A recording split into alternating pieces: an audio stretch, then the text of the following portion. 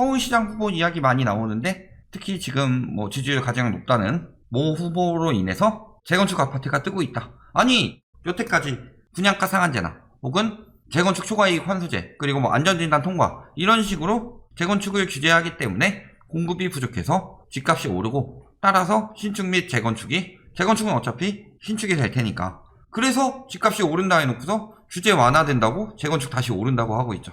특히 재건축이 많은 지역 어디예요? 목동입니다. 자, 2차 안전진단 본물이라고 하죠. 본물 터지듯이 2차 안전진단을 통과한다. 그리고 뭐 신고가 속출한다고 하죠. 재건축 기대감. 안전진단 통과했다. 재건축 훈풍. 아니 제초안이랑 분상제 때문에 재건축 망해서 이익이 안 나니까 추진을 안 할 것이고 이걸로 인해서 공급 부족이 일어난다. 그런 여론이 있었고요. 또 요거 때문에 수익이 안 된다. 이런 이야기 있었는데 왜 신고가가 나와요? 요걸로 환수하는 걸로 부족하다는 소리죠. 이걸로 환수하더라도 충분한 이익이 남는다. 그러니까 신고가 속출하고 뒷단지마저도 신고가, 경신 이런 이야기들 나오고 있죠. 경전철 목동선. 아니 신월동, 신정동, 목동을 지나 당산역에 도착하는 이 정도 전철로는 목동 가격 띄우는데 하등 도움이 안 된다. 서울 내부에 지하철이 얼마나 잘 돼 있고 그 다음에 사실 뭐 이런 경전철보다 당산 쪽으로 가는 것보다 목동에서 뭐 여의도나 이런 쪽으로 가는 게 많죠. 5호선 자체가 충분히 잘 발달되어 있는데 뭐 이런 경전철 때문에 또 뜬다고 하냐. 별걸 가지고 다 호재라고 띄우려고 하고 있다. 자, 거기다 서울시장 모 후보 공약으로 인해서 재건축이 들썩대고 있다. 그러면서 여기 통과한 단지들이 있고 대부분 다 이렇게 진행되고 있고 그러니까 신고가 나온다. 누가 서울시장 돼도 규제를 풀 것이다. 그런 이미지를 줬다는 것 자체가 문제죠. 사실 재건축 풀어준다는 그 후보 그 사람은 그럴 수 있어요. 근데 나머지 한 명이 그러면 안 되지. 원래 그쪽은 기대도 안 했는데 나머지 한 명은 당이 그쪽에서 나와서 정부 정책에서 이렇게 규제로 압박을 들어가겠다 하는데 공시가격 뭐 10%로 뭐 제한한다느니 이런 식으로 반대로 해서 그쪽이랑 똑같이 따라가려고 하면 퍽이나 되겠냐고요. 자, 5살 후니 이분이 상계 목동 재건축 바로 시작되고 일주일 안에 규제 푼다. 이거 가능해요?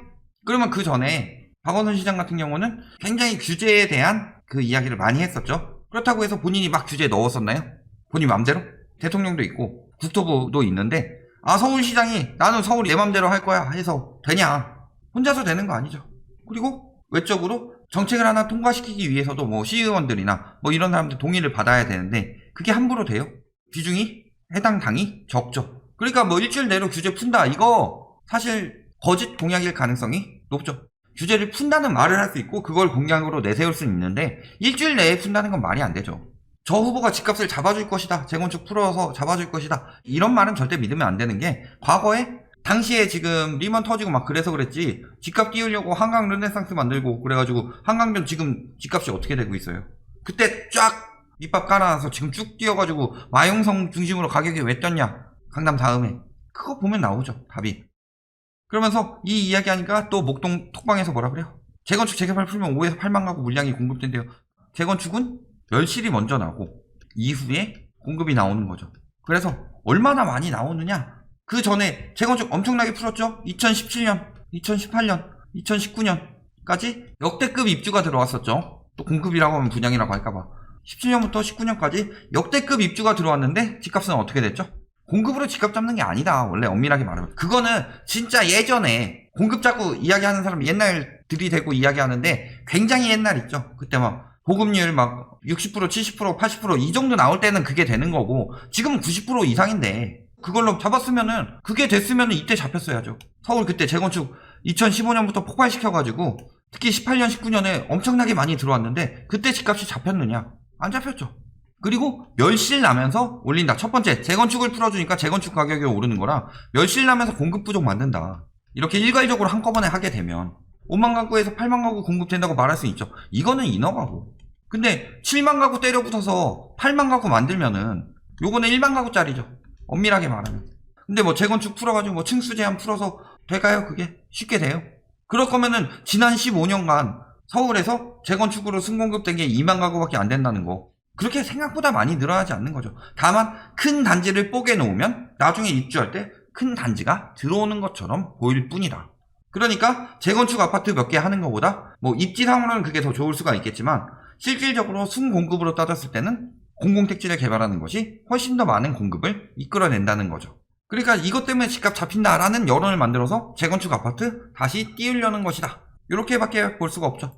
완화 가능하냐? 서울시의회 의석수 중에서 102석이 이렇게 된 상황이죠. 서울시장 혼자서 재건축 일주일 내로 완화시킬 수 있겠다. 이거 돼요? 기초단체장, 구청장 뭉쳐가지고 1주택 재산세 인하 막았다. 뭐 이런 이야기 나오는데 쉽지만은 않다는 거죠. 그리고 매매 가격 지수 이런 거 보더라도 지금 자꾸 이야기해서 목동 재건축 엄청나게 뜨는 것 같지만 양천구 전반적으로 뜨고 있지 않고 전세가는 이미 떨어지고 있었죠. 전세가 상승률은. 학군 지역 뭐 엄청나게 뜰 것처럼 이야기하더니 오히려 목동 같은 학군 지역 안 떴었죠. 그때 강남만 좀 전세가 많이 뛰었는데 목동은 별로였었죠. 전국적으로 전세 가격 뜬다고 막 그 난리 치고 있었을 때 그때도 학군지임에도 불구하고 그렇게 뜨지도 않았다. 왜요? 이미 이 정도 가격에도 수요가 이 정도면 충분하다. 이런 상황이죠. 금리가 떨어지고 있는 와중에서도. 매매 거래량 보면 어때요? 그래서 자, 목동으로 잡았으니까 목동 매매 거래량 보면 쭉 떨어졌고 그 다음에 실질적으로 목동이 아니죠. 말이 목동 좋다 뭐 서부에 뭐 학군지 할 때 이 목동이 아니라 목이동 이런 데는 목동 아니고 엄밀하게 말하면 신시가지, 그러니까 얘는 신정동도 있지만 신시가지 아파트가 우리가 생각하는 그 목동이죠. 신시가지 아파트 거래량 뭐 엄청나게 지금 막 훈풍 불고 쭉쭉 올라가고 하고 있는 것 같은데 3월 다 지났는데 아직 요거밖에 거래 안 나왔더라. 재건축 통과하고 뭐 하더라도 신고가 찍는 게 말이 돼요? 솔직히 목동 재건축 되더라도 신고가 찍는 게 말이 돼요? 이제 2년 살아야 되는데 실거주 지금 통과하는 데들은. 그리고 보면 어때요? 다 신고가도 대부분 다 이런 거다. 다 저런 식으로 언론 플레이하고 여론 띄우고 요건 중복 취소겠죠. 바로 또 거래했다 취소, 요것도 띄워서 거래했다 취소, 이런 것들 많다. 여기다 보면 뭐 계약하니까 더 안 되죠. 전세가 상승률 뿐만이 아니라 그냥 전세가가 쭉 떨어진다. 목동 지금 전세가 떨어지고 있어요. 매번 저기 뭐 강남 하락지표 나왔다. 왜? 전세가가 하락했기 때문에. 양천구도 상승률이 떨어졌지만 그건 양천구이고 목동같이 높게 전세가 있는 곳들은 지금 이미 떨어지고 있다는 거죠. 전세값이 6억 원까지 치솟았으나 호가는 3억 5천. 그 6억에 거래하는 것 자체가 굉장히 위험한 일이었다는 거죠. 거래 현황도 보면 어때요? 뭐 신고가 매번 찍느니 이야기하고 있는데 뭐 거래 없죠. 2월 이후 호가만 신고가죠. 여기도 뭐 전세 거래 뭐 이 정도 수준인데 요거죠. 임대차법 때문에 올라요 했는데 안 되니까 원위치 호가만 신고가다. 다른 단지 2월 이후 아직 신고 거래 없죠. 여기가 이상 거래죠. 요거는. 자, 그 다음에 봤을 때 역시 이런 거 전세 호가 거래 있지만 실질적으로 이 정도 수준이다. 요게 문제였던 거죠. 호가만 이렇다. 호가는 이미 여기는 떨어졌죠. 자, 그런데도 불구하고 막 통과했습니다 붙여놓고 와 엄청 뜬다, 우리 엄청 떠요, 계속 뜰 거예요 라고 자랑하고 있지만 실질적으로 뭐예요? 선거철 앞두고 시기적으로 이런 바람이 드는데 결국에 이후에도 봐야 된다. 여당이 되건 야당이 되건 말대로 지켜지는 경우도 없고 한쪽은 집값 엄청 띄우려고 하고 있고 한쪽은 집값 잡아놔가지고 심리를 많이 억눌러 놓고서 인재 효과 나오려고 하는데 표 얻겠다고 그 심리를 다시 부추기려고 하고 있고, 그러니까 둘 다 지금은 솔직히 바람만 집어넣고 있는 상황인데 그 뒤에 자기 마음대로 되냐? 솔직히 그렇게 쉽게 되지는 않을 것이라는 거죠.